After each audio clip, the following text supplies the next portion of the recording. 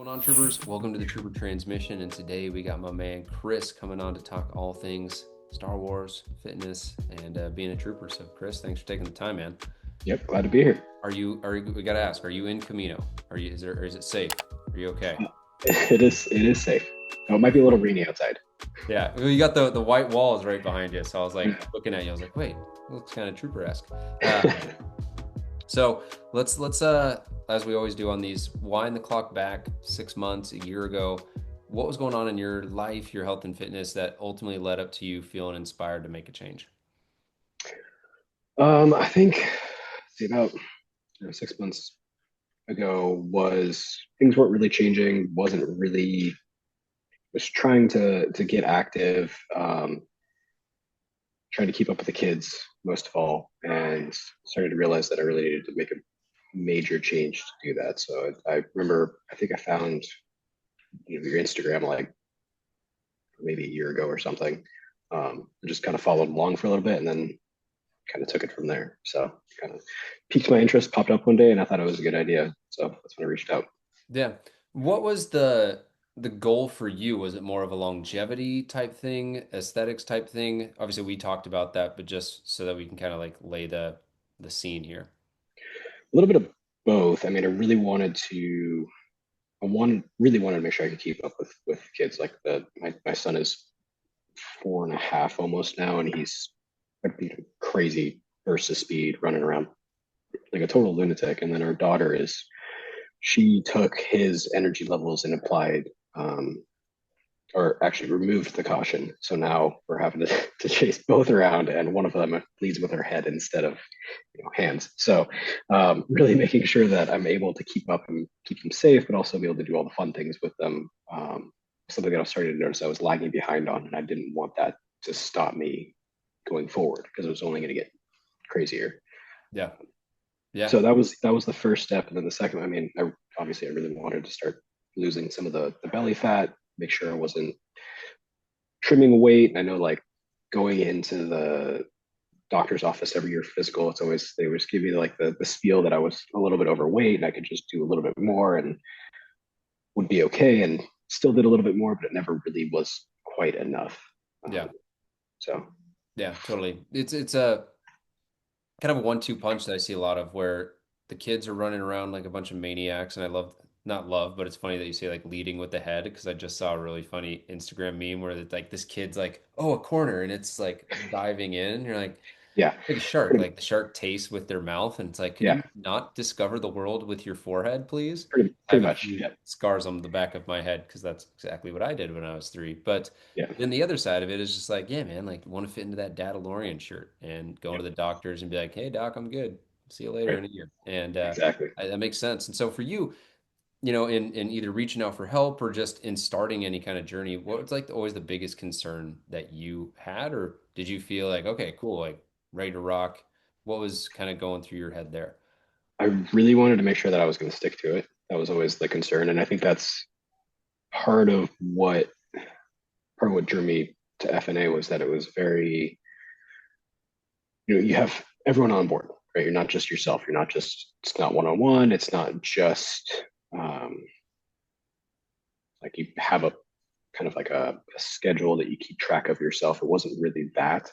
And I really wanted to make sure that I wouldn't start something, get 2 months or a month into it, and then fall out of it. I really wanted to keep at it, keep going. So that was like that was a big hurdle, and that was probably my biggest concern. That if I could do that, to make sure that I would do that. Yeah, yeah, totally. And so as you got started and you kind of hit week 1, week 2, what were some of the things that either you started doing that you'd never done before, or even, oh, I've done this in the past, but maybe it's from a slightly different perspective. Like, what were some of the shifts that you noticed? I think, I mean, ultimately, the consistent or not the consistency, the frequency, being able to working out more often, I think was probably the biggest thing at first. And um, actual workouts, actual like full on workouts was something that did from time to time, but wasn't like consistent in that. So the first couple of weeks were very much kind of a wake up call and like, hey, this is what it takes. This is what you got to do. And then also just making sure that like keeping track of the diet, making sure that I wasn't um, snacking was one thing that Marcos and I talked about a little bit was that it's so hard when you have kids because they always have like there's little bags of chips, there's a little extra Yeah, sandwich, there's little a little extra treats, this. Yeah, granola this, granola that. Yeah. it's so much easier just to grab that and go. And it was making sure to be conscious of that was another thing that was pretty uh, pretty evident in the beginning. Yeah. Yeah, absolutely. And so as you started to get some momentum and get some steam built, what were some of the either like changes mentally you felt, energetically, visually? Like what were some of the things that kind of gave you a sense of like, oh, like keep going, stick with this is working? I think the biggest one it was it was definitely energy, like strength wise, how much I could do. It went pretty quick. I grew out of the weights that we had pretty quick. I had to start improvising with what we had because we didn't have anything at the time above 20 pounds. So I was really trying to like make do with extra kettlebells or things like that because doing some of the exercises went from being like, okay, this is challenging and I'm getting a little sore to, man, this is easy. I'm cranking these out and I'm doing like 20 and I should be doing 12. And it's like, Yeah. that's so that click was really like, oh, wow, this is really, I'm starting to see progress, even if it's not, on the scale or in the mirror. It was very much like I'm definitely getting stronger. Hmm. Yeah, totally.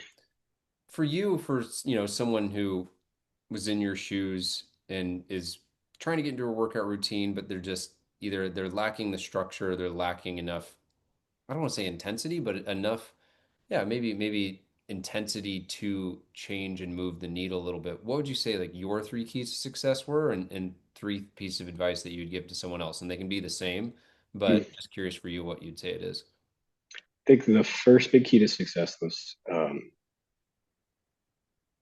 it was making sure I was available to take care of my tribe, my family, the other troopers and stuff, because it was like that community aspect of it, remembering that it's not just you, it's the people around you and the people around them, the people around them that you're doing this for, because while you're going to see, or at least while I saw the changes, it also affected how I could interact with my family and do things that I couldn't do before.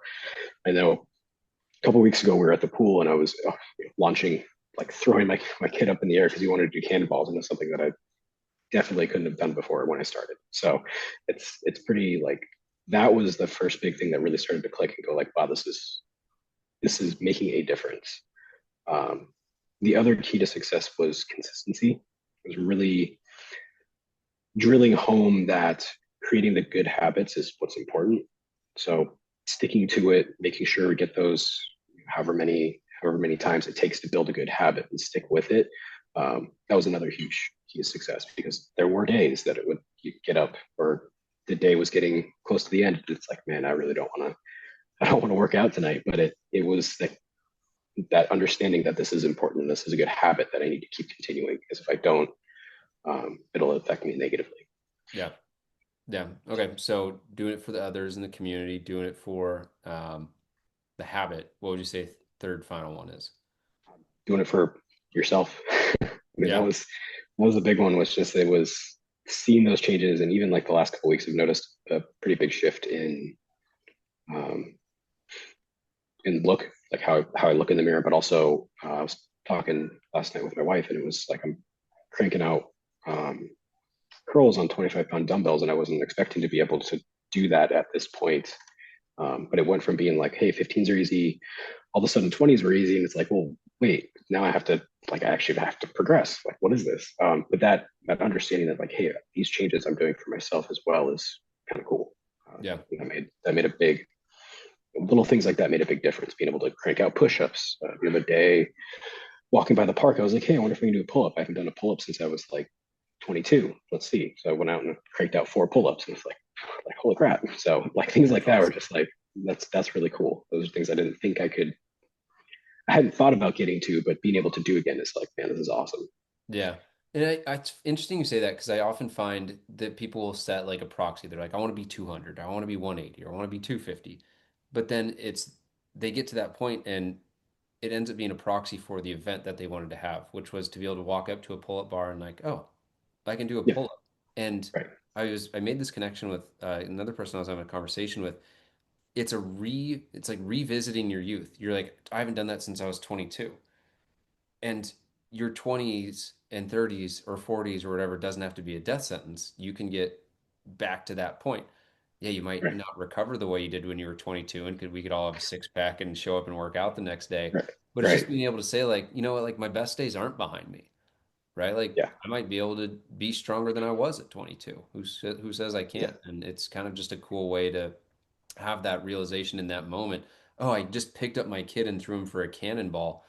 I couldn't do that previously. Yeah. And Yeah. that's the event that I find a lot of times it's unique to everyone, but it's always so cool to see what that event is for people because now it's like you have this peace of mind or in continuing to work towards the peace of mind of, oh, I can do that if I decide that I Right. want to go and do that. And you're not limited to Exactly. go back. So Yeah. it's awesome. Yeah. Hit you with a Star Wars quote here. Favorite Star Wars ship of all time. Ooh. Favorite Star Wars ship. You I was always growing up. I was always a big fan of some of the classic ones, and especially the ones that came out of. I want to say like the remakes. Like you didn't really see them as much, but they were there. Um, I was always a fan of the B-wing. I thought that was a Mm, cool yeah. ship. And then there's another one in the extended universe that is the Ravens, or what is it? The Moldy Crow was a big one. That was one of my favorites. It's from the Dark Forces 2 video games. That was like Yeah. it's like this kind of grungy looking ship, but it was always a really cool design. So That's cool. Yeah, I've had that. Couple people have mentioned that, and until someone had said that, I'd never experienced it. But I was like, oh yeah, I can see that. That yeah, makes sense. So, dude, thanks for taking the time. Thanks for being awesome and putting in the work and sharing your story with others to inspire them. Any other final words before we let you jump into your B wing? I mean, I biggest thing is like I'm super grateful. This was a huge, awesome way to shift life and make things better for me and to make kind of see the other side of things. I was pretty stoked to get through it, get stronger, really start to dig into it, and it definitely is pretty life changing. So I'm Yeah. definitely grateful. Cool. Right on, dude. Well, grateful for you and happy that that was the experience. And keep after it. It's there's no finish line. You're now officially a trooper. Get you a Yep. call sign, but just keep after it for the Republic, whether that's your family or throwing people in the pool or knocking out some pull-ups at the park. So that's awesome, man. Thanks for taking the Will time. do. Yeah. Thanks, man.